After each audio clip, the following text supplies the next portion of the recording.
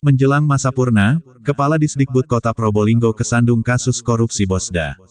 CB News Probolinggo. Kepala Disdikbud Kota Probolinggo Haji M. Maskur, memakai rompi tahanan warna merah saat digelandang masuk mobil tahanan, Senin tanggal 30 Mei tahun 2022.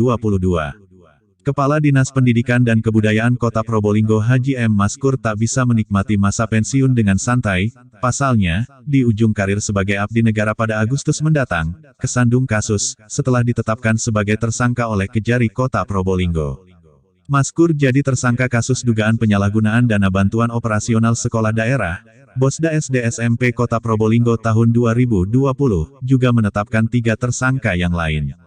2 tersangka pejabat di lingkup Disdikbud Kota, Basori selaku pejabat pelaksana teknis kegiatan PPTK, dan Budi Wahyurianto selaku Kabid Pendas Pendidikan Dasar saat menjabat, sekarang sudah pensiun. 1 tersangka yang lain, Direktur CV Mitra Widyatama Edi.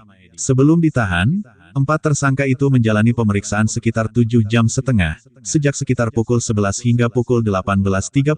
Setelah diperiksa, 4 tersangka meninggalkan kantor Kejari dengan rompi tahanan kejaksaan warna merah.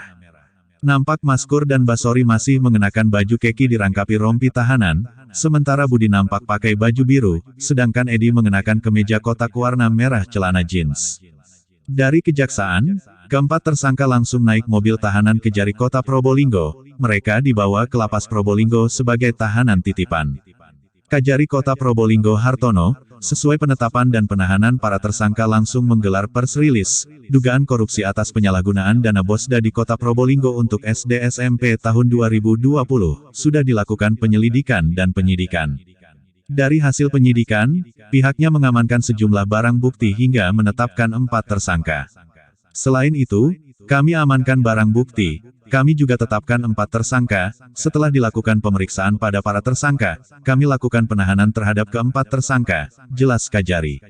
Mamat Abdullah dan Gogon Harum koresponden CB News melaporkan dari Kota Probolinggo, Jawa Timur. Tidak dilalui sama sekali. Dari Bapak itu, perjanjian kontraknya tidak ada, penentuan HP-nya tidak ada, dan administrasinya abal-abal, boleh bilang ya, seperti itu. Sebenarnya mestinya ada 1 lagi, cuma karena calon tersangka ini pada waktu penyelidikan sudah meninggal dunia dari PT Artus, sehingga dari demi hukum tidak bisa itu modul untuk SD dan SMP. Tahun berapa? Tahun 2020. Pak, sebelumnya itu tidak ada program itu Pak, atau seperti apa Pak? Itu sebelumnya anggaran itu dalam bentuk penggandaan, bukan pengadaan.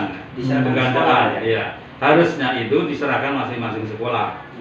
Itu Bosda itu kan haknya masing-masing sekolah. Nah, cuma ini dikelola langsung oleh Dinas Pendidikan.